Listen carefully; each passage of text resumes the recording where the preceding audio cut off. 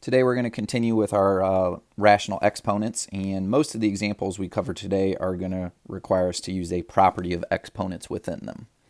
So notice the directions here, same as yesterday really. Simplify each expression, express your answer in simplest radical form.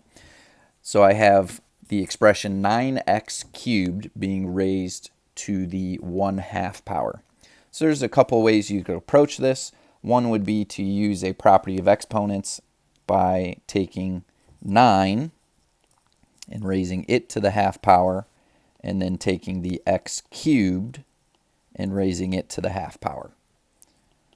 Okay, so we know that 9 to the 1/2 power, that's the same as the square root of 9, and then x cubed raised to the 1/2 power would be the same thing, square root of x cubed. And then simplifying the square root of 9 to 3, square root of x cubed would be, you could think of x cubed as x squared times x, right? So the square root of x squared would just be x, and then you'd have a square root of x left over. Then multiply the 3 and the x that are on the outside together, and there is your simplified answer. Okay.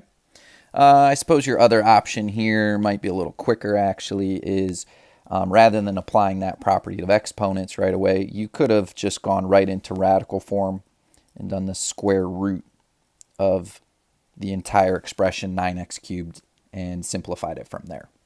Okay. Notice the next example, 4a raised to the 4/3 power. Only a is being raised to the 4/3 here. Notice I don't have parentheses around the 4a. So I'm going to break this up. I'm going to make this 4 times the cube root of a to the 4th. A to the 4th. Think of that as a cubed times a. So I'll end up with 4 times the cube root of a cubed would be a, and then I would have a cube root of a left over.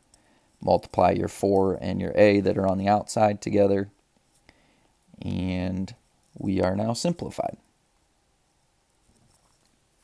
All right, moving forward. Same directions here. Now I have x raised to the 4/3 power times x raised to the 1/6 power. If you were to try and put each of those into radical form right away, what you would notice is the radicals would not have the same index. And we've learned in earlier sections that you can't multiply radicals together unless they have the same index. So this is actually beneficial for us to stay in the exponent form here, okay? We're multiplying two expressions that have the same base, right? In this case, the base is x. So a property of exponent says that we can add the exponents together, okay? And to add those two fractions together requires a common denominator of 12.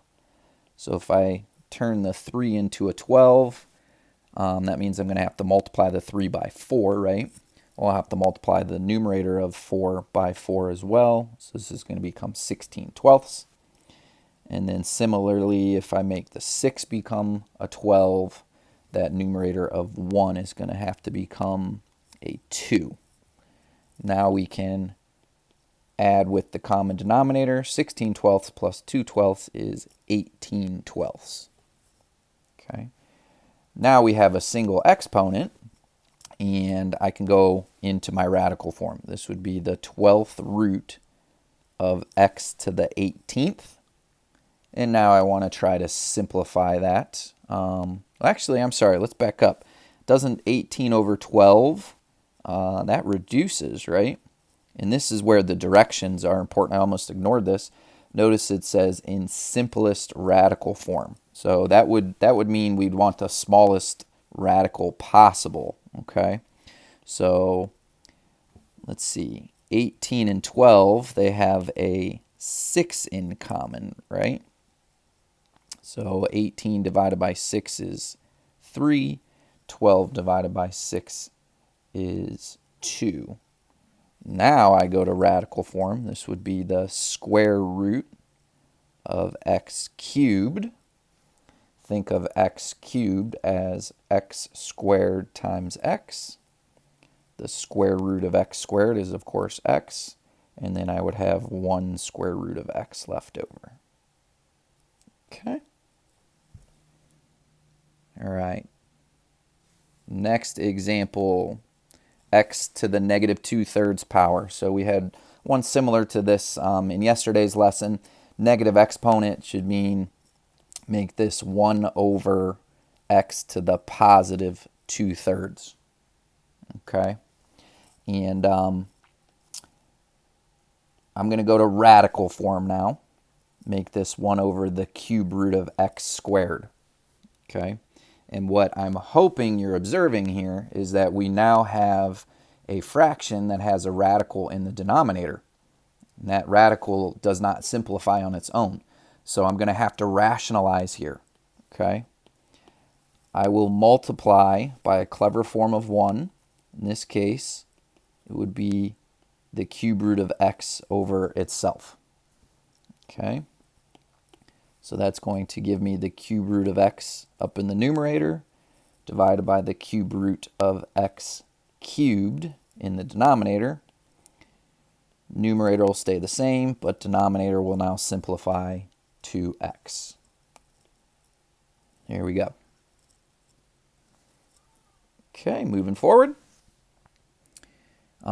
Here I have x to the 2/3 divided by x to the 3/5.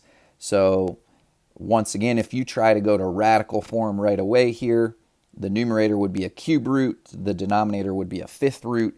You can't divide radicals when they don't have the same index. So it's actually helpful for us to be in the exponent form here. Use a property of exponents by taking the fraction that's in the numerator, subtracting it by that's in the denominator. Okay, you'll need a common denominator. In this case, it'll be 15, so this will become 10/15 minus 9/15. Perform the subtraction, you'll end up with 1/15. And then we go to radical form. This would be the 15th root of x.